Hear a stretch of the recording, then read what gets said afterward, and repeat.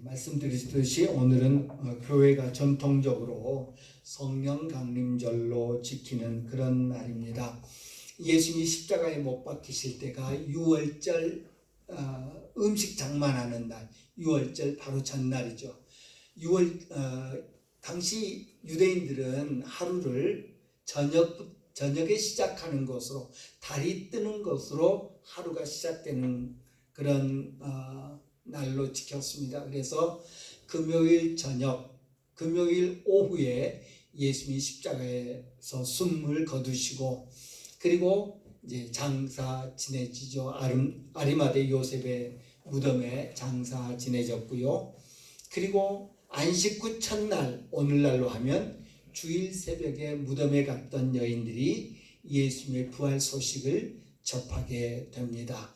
부활하신 예수님께서는 이곳저곳을 다니시면서 당신이 부활하셨음을 사람들에게, 자기를 쫓던 그런 제자들과 무리들에게 자기를 나타내 보이셨습니다. 그러기를 40일 동안 하셨습니다. 40일 동안 부활하신 예수님께서 40일 동안 예루살렘에도 등장하셨고, 갈릴리에도 등장하셨고, 엠마오로 가던 길에도 등장하셨고 등등으로 여기저기 나타나시다가 40일째 되는 날에 승천하시죠. 제자들이 보는 가운데 감람산 언덕에서 승천하십니다. 그리고 난 다음에 이제 예수님이 약속하신 성령을 보내는 날이 이제 50일째 되는 날, 오순절이라고 그러죠. 다섯 오자에 열순자 해서 50일째 되는 날, 오순절에 성령이 오십니다. 40일 동안 계시면서 예수님은 제자들에게 여러 가지 부탁을 하셨습니다. 우리가 복음서, 마태, 마가, 누가복음을 공관복음이라고 하죠. 그 복음서에 기록된 예수님의 마지막 말을 살펴보는 것도 재미있다고 할 수 있겠습니다. 마태는 마태복음 28장 18절 이하에서 이렇게 말합니다.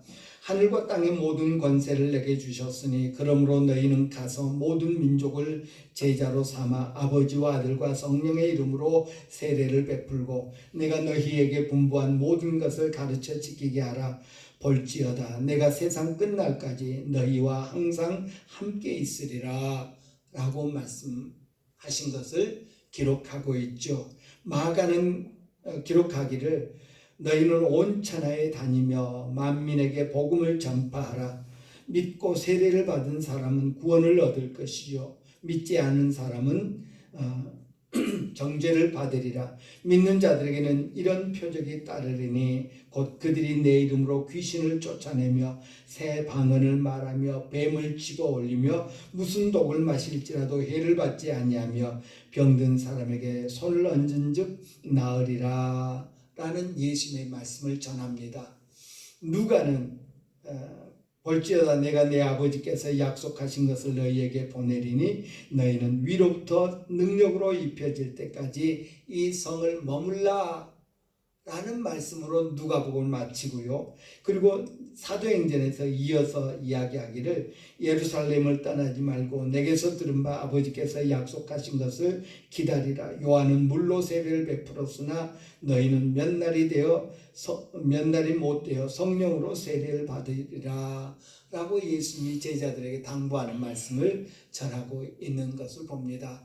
그리고 이제 유명한 오직 성령이 너희에게 임하시면 너희가 권능을 받고 예루살렘과 유대와 사마리아 땅끝까지 이르러 내 증인이 되리라 라는 예수님의 말씀을 전합니다.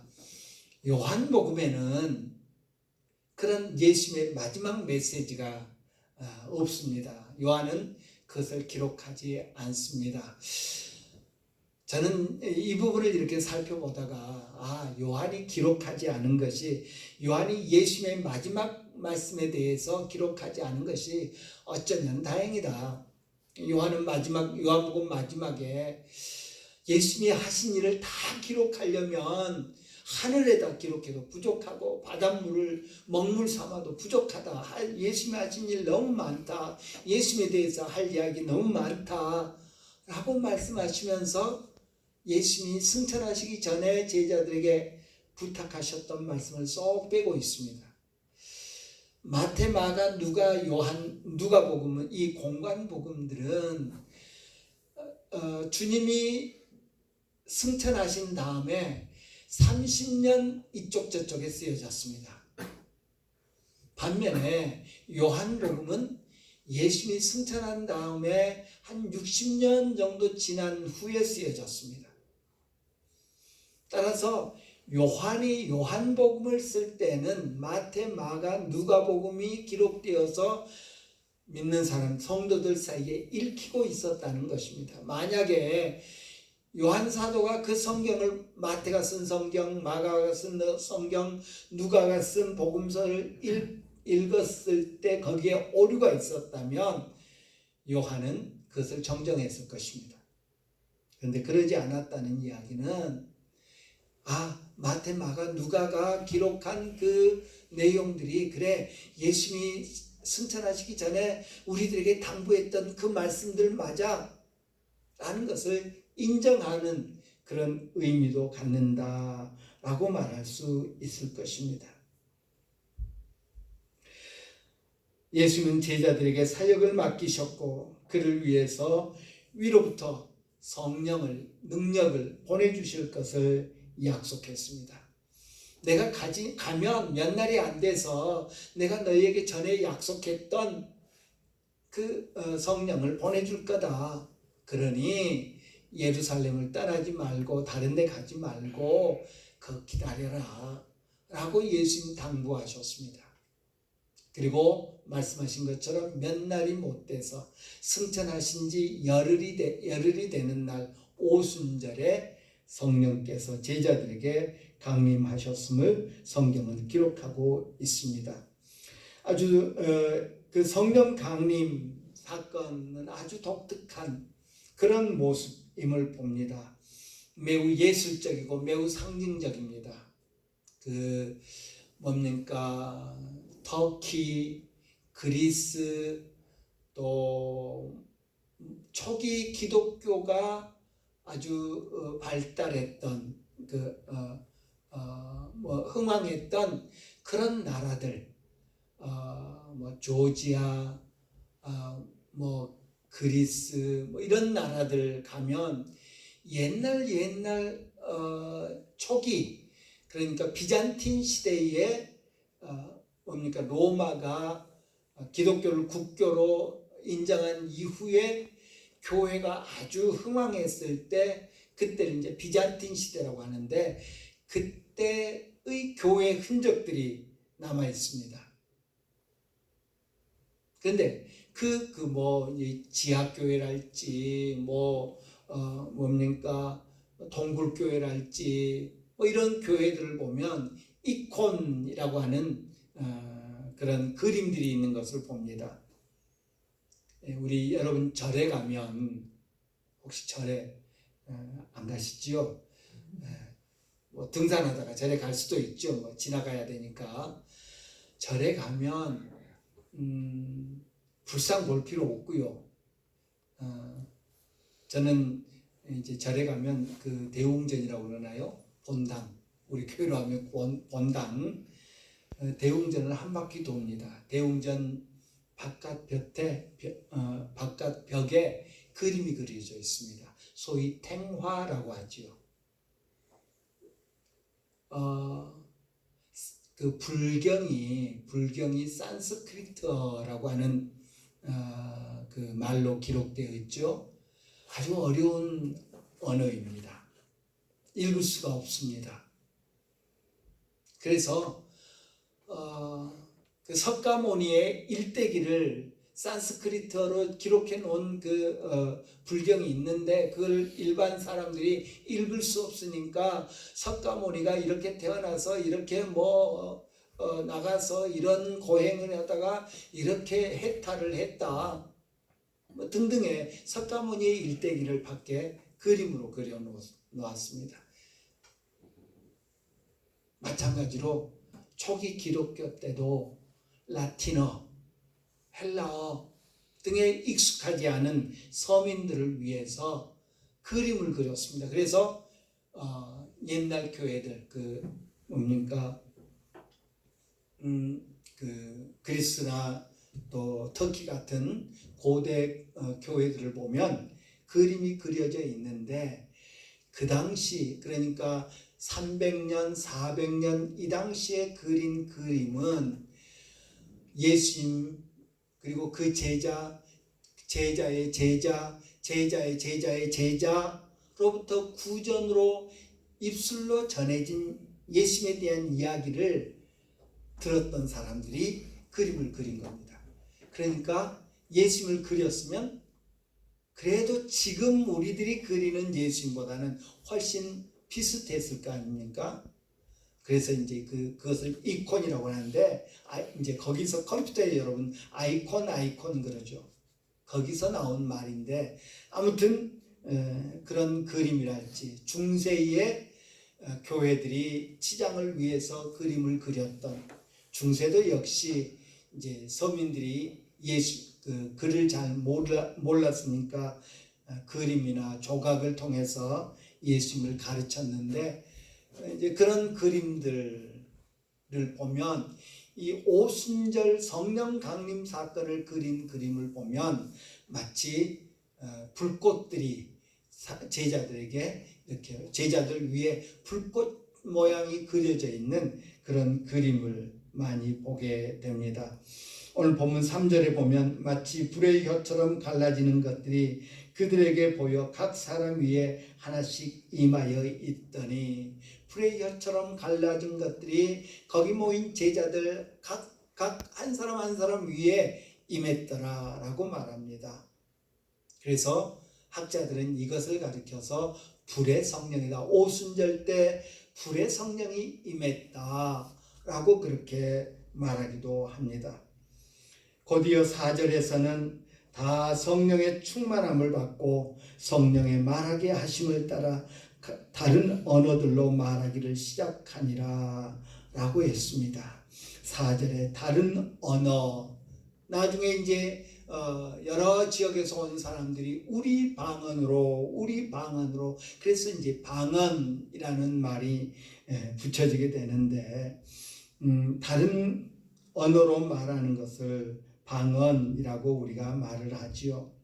그런데 재밌는 것은 3절에 나오는 불의 혀와 4절에 나오는 그 다른 언어는 헬라어로 같은 단어를 사용하고 있다는 것입니다. 4절에 불의 혀를 글로사이프로스라고 하는 그런 헬라어를 쓰고 있고요. 4절에 다른 언어는 에테라이스 글로사이스라는 그런 헬라어를 쓰고 있습니다. 무슨 말이냐면 이 3절에 혀라는 말과 4절에 언어라는 말은 똑같이 글로사라고 하는 말에서 왔다는 이야기입니다.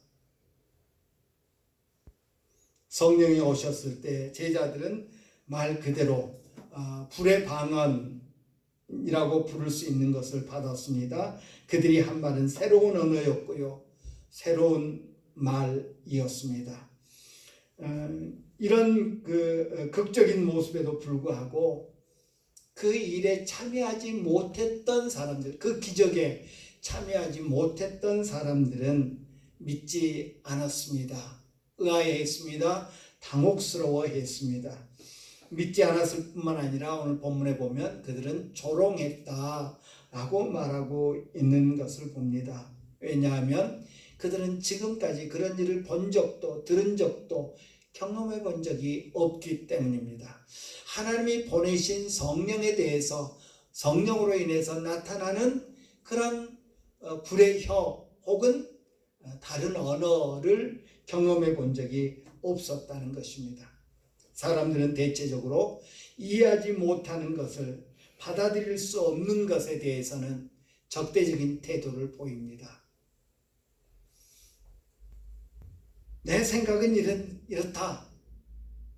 내 생각과 다르고 내 경험과 다르고 내 지식과 다른 것들은 그건 잘못된 거다. 그건 잘못된 거다 라고 말하기 일쑤라는 것입니다. 내 지식이 옳고 내 경험이 옳고 내 판단이 옳다고 주장하기 위해서 내 지식, 경험, 판단과 다른 것은 잘못된 거다, 틀렸다 라고 말하기 쉽다는 것입니다. 그래서 거기 구경꾼들은 제자들을 조롱했습니다. 그러면서 말하기를 세수에 취했다라고 합니다. 하지만 하나님께서는 그런 부정적인 반응, 성령의 임함, 성령 강림에 대한 그런 부정적인 반응조차도 전도의 접촉점으로 삼고 계심을 오늘 우리 다 읽지 않았습니다만 14절 이하에서 발견하게 됩니다. 바울 사도께서 2차 선교행을 하시면서 오늘날 그리스 아테네 아덴, 성경에는 사도행전에 아덴이라고 했는데 오늘날 그리스의 아테네죠. 거기를 방문한 적이 있습니다. 가서 보니까 온갖 신전들이 지금도 그렇죠. 아테네 유명하죠. 올림푸스 신전 등. 그 아테네에 가서 보니까 신전 또 제단들 이런 것들이 많이 있었습니다. 우상숭배의 중심지였습니다. 그래서 그것을 둘러보던 중에 한 독특한 제단을 발견할 수 있었습니다. 알지 못하는 신에게 드리는 제단이었습니다. 우리가 이런 신에게도 제사드리고 이런 신에게도 제사드리고 그리스 신화에 나오는 그런 신들에게 제사드리고 로마 신화에 나오는 그리스 로마 신화에 나오는 그런 신들에게 제사드리고 또 당시는 황제 숭배 사상이 있어서 황제의 이름으로 된 제단에서 제사드리고 하는데 신들이 많다고 생각했기 까닭에 혹시 우리가 몰라서 제사드리지 못하는 신이 노여하면 어떡할까? 그래서 알지 못하는 신에게 라는 제단을 만들어 놓고 거기도 분향하고 했더라는 것입니다. 우상숭배의 모습이죠. 기독교인의 관점에서 보면 몰상식한 그런 모습이죠. 참 보기 싫은 그런 모습이죠. 그런데 우리 주님께서는 바울 사도를 통해서 그런 상황까지도 접촉점, 전도의 선교의 접촉점을 삼더라라는 것입니다. 세술에 취했다 하고 조롱하는 반응을 보이는 그 사람들에게 베드로 사도는 우리가 사도행전 2장 후반부에 보면 세술에 취한 것이 아니라 이는 하나님께서 요엘 선지자를 통해서 예언하게 하신 바로 그 성령이 임했기 때문이다. 바로 요엘 선지자가 성령이 임하시면 이러이런 일들이 일어날 것이라고 했지 않느냐. 하나님의 말씀을 풀어서 성령에 대해서 알지 못하는 성령 강림에 대해서 혹은 불의 혀에 대해서 방언에 대해서 알지 못하는 그들에게 하나님의 역사를 알려줄 수 있었고 그를 통해서 예수 그리스도를 전할 수 있었고 그러자 예루살렘 사람들이 그러면 우리 어떻게 해야 됩니까? 회개하고 예수의 이름으로 예수의 이름으로 세례를 받으라. 그러면 너희들도 우리처럼 성령을 선물로 받게 될 것이다 라는 놀라운 메시지를 전하게 되고요. 그 결과 하루에 3,000명씩 회개하고 예수의 이름으로 세례를 받는 그런 역사가 이루어지더라 라는 것을 우리는 사도행전 2장에서 봅니다. 누군가가 우리가 전하는 복음에 대해서 누군가 내가 믿는 예수에 대해서 부정적인 반응을 보이고 조롱하고 비웃더라도 실망하지 말자. 우리 하나님은 그것까지도 접촉점을 삼을 수 있다라는 것입니다. 하나님이 아시니까요.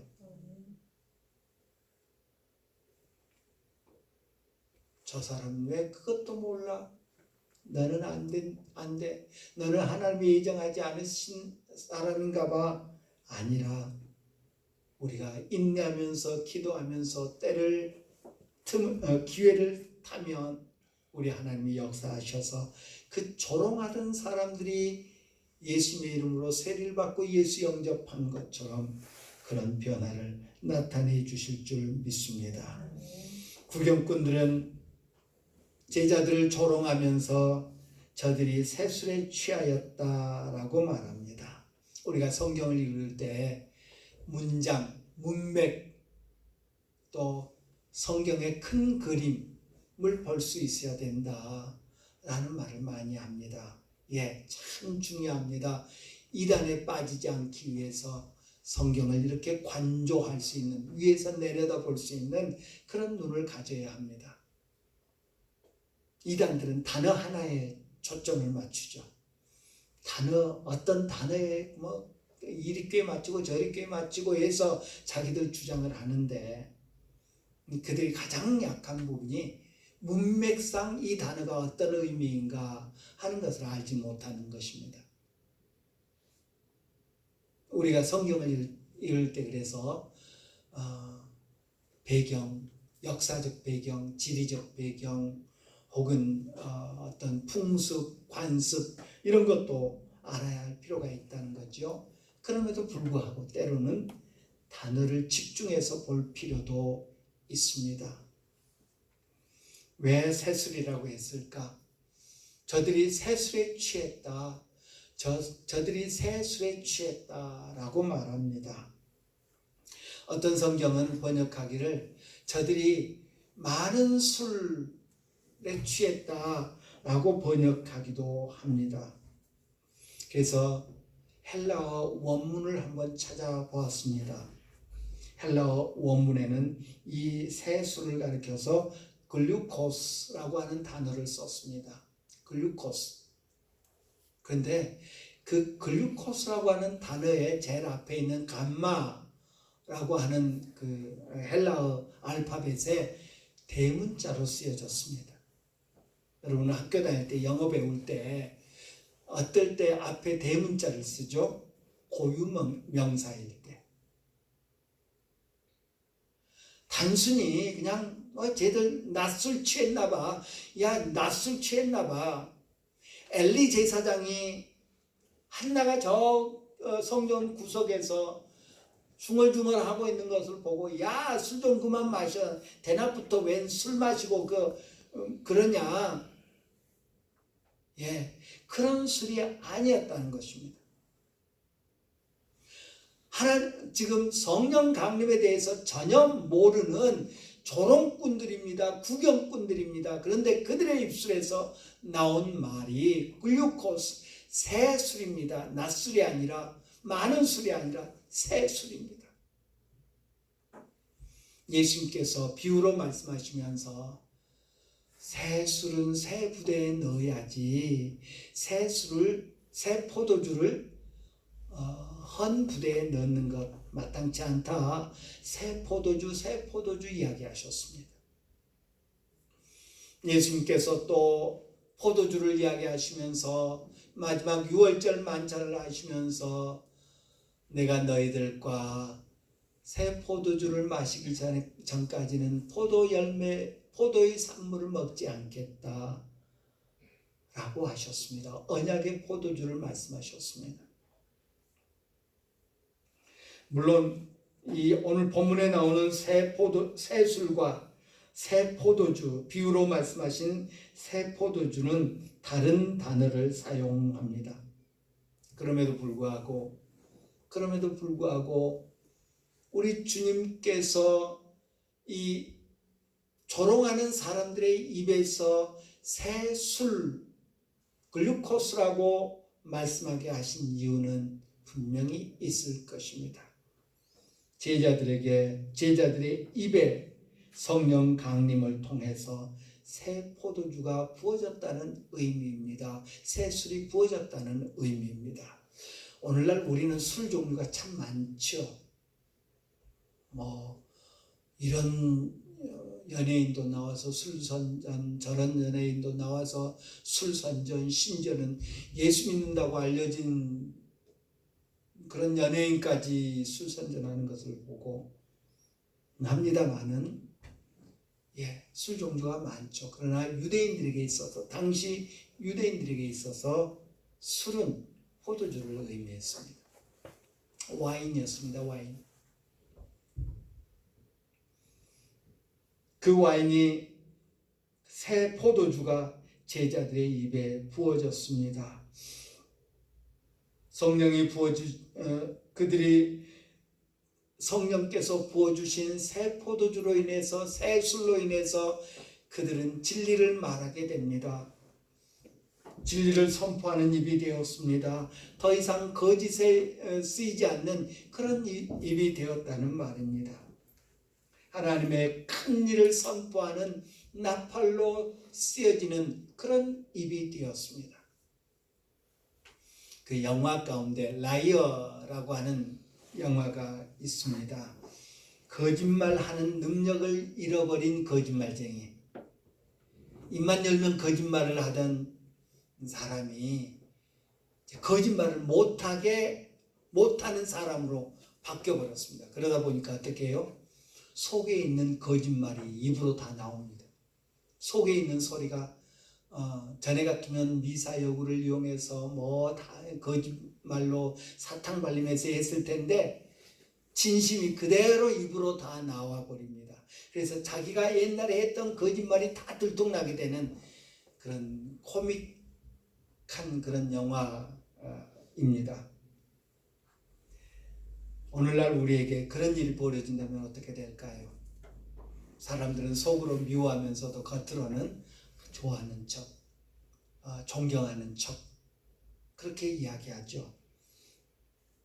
그런데 속으로 감추었던 것이 입으로 그대로 표현된다면, 모든 위선과 거짓이 다 드러나게 된다면 어떻게 될까요? 주여 주여 하면서도 믿지 않는 위선이 어쩔 수 없이 입술로 나타나게 된다면 어떤 일이 벌어질까요? 새 포도주가 제자들의 입에 부어졌습니다. 그리고 이제 그들은 진리만을 말하게 됩니다. 그동안에는 두려움 때문에, 위신 때문에, 체면 때문에, 그동안에는 주변 사람들의 눈초리 때문에 감추고 있었던 말을 이제 그들은 말하지 않을 수 없게 됩니다. 세상의 상황을 보고 두려워하여 입을 닫는 대신 사람들이 가장 많이 모인 성전으로 찾아가게 됩니다. 그리고 사람들이 싫어하는 말을 하게 됩니다.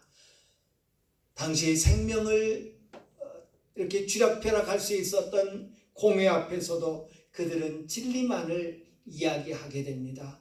새 술에 취한 결과였습니다. 새 포도주가 그들에게 부어진 결과였습니다. 오늘 우리가 체면 때문에, 위신 때문에 사람들이 나를 어떻게 평가할까, 뭐라고 말할까, 사람들이 혹시 나에 대해서 수근수근하지 않을까 하는 생각 때문에 입을 닫고 있는 그런 우리들이라면, 이 제자들의 입에 부어졌던 새 술이 우리에게 필요하지 않겠나 생각합니다. 새 술을 우리에게 부어주십시오. 새 포도주를 우리에게 부어주십시오. 기도해야 되겠습니다. 주님은 약속한 대로 몇 날이 못 되어서, 다시 말해서 열흘이 지난 시점에 성령을 선물로 주셨습니다. 제자들은 어떻게 해야 성령을 받는 줄도 몰랐습니다. 그냥 기다리라고 하니까 기다렸습니다. 기도하라고 하니까 기도했습니다. 사모하라고 했으니까 사모했을 뿐입니다. 그런데 왜 하필 오순절 날이었을까요? 왜 하필 사람들이 많이 모일 때 이런 일이 벌어져서 조롱거리가 되었을까요?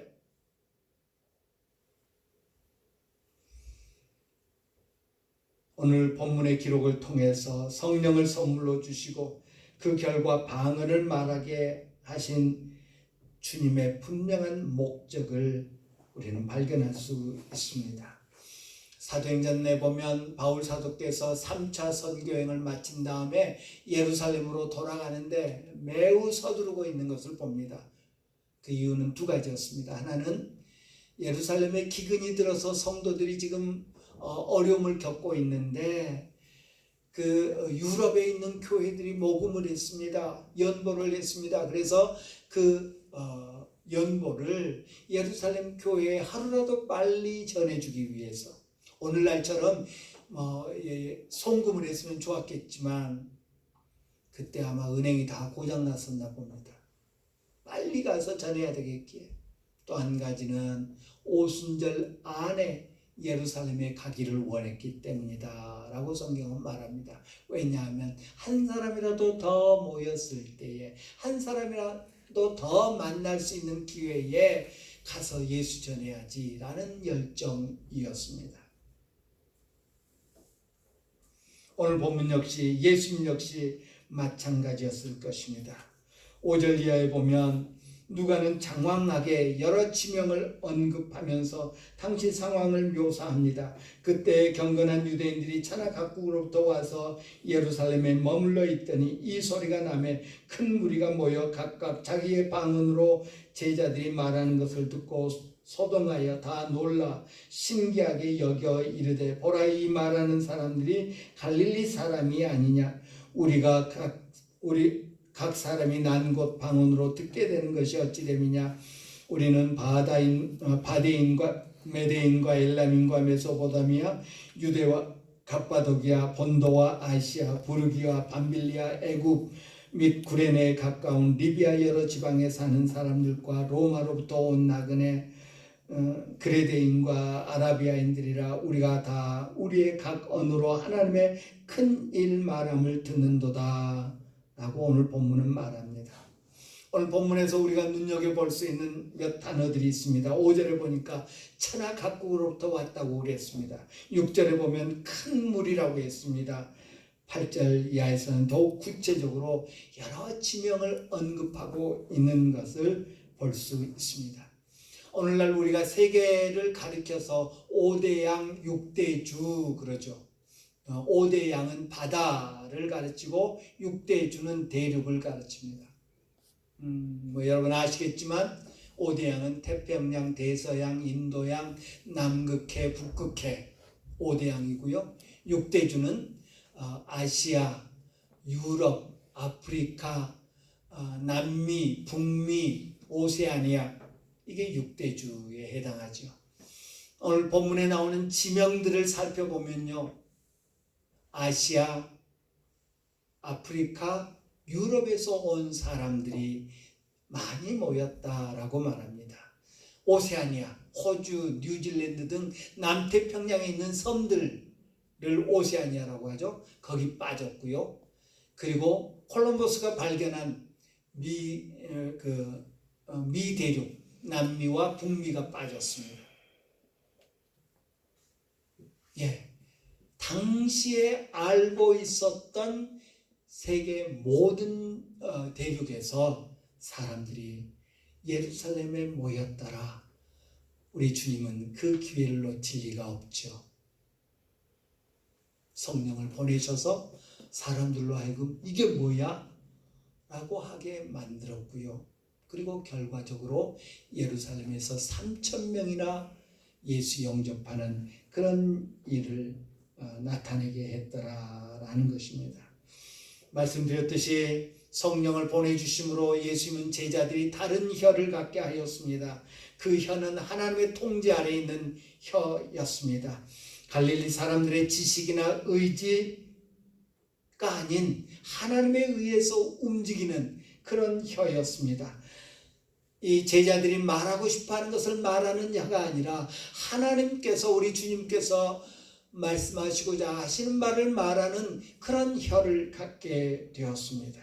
하나님이 컨트롤하는, 하나님이 조정하는 혀를 갖게 되었습니다. 그래서 그들은 담대히 하나님을 각 사람, 각 나라 말로 하나님의 큰 일을 이야기할 수 있었던 것입니다. 놀랍게 여겨지고 신기하게 여겨지는 혀였습니다. 갈릴리 출신, 시골 출신 사람들이 움직이는 혀라고는 도무지 믿겨지지 않는 그런 혀였습니다. 하나님이 다스리니까요. 하나님이 하시니까요. 우리 혀가, 우리의 입이, 우리의 손이, 우리의 발이 하나님의 다스림 아래 놓일 때에 다른 사람들이 저 사람 아무개 맞아? 라고 할 정도의 그런 능력을 나타내는 우리 몸이 될 줄 믿습니다. 하나님이 우리 입술을 사용할 때에 저 사람이 어떻게 저런 성경 지식이 있어? 라고 말할 수 있게 될 거고요. 하나님이 우리의 손을, 하나님이 우리의 발을 다스릴 때에 하나님이 기뻐하시는 하나님의 도구가 될 줄 믿습니다. 우리 주변에 조롱하는 사람이 있습니까? 걱정하지 맙시다. 하나님이 다스릴 것입니다. 그때도 그랬습니다. 부정적인 반응에 움츠리지 맙시다. 그리고 새 술을 사모합시다. 새 포도주를 사모합시다. 그래서 거짓과 위선 대신 하나님의 큰 일을, 진리를 말하는 입이 되게 합시다. 하나님이 움직이시는, 하나님이 하고 싶은 말을 하게 하는 그런 혀, 성령께서 다스리시는 그런 혀가 되어서, 그런 우리의 지체가 되어서 우리 손으로 하는 일이, 우리 발로 하는 일이, 우리 입술로 하는 일이, 우리 모든 행위가 하나님의 뜻을 드러내는 그런 우리들이 되기를 간절히 바랍니다. 기도하겠습니다. 신실하시고 자비로우신 나의 주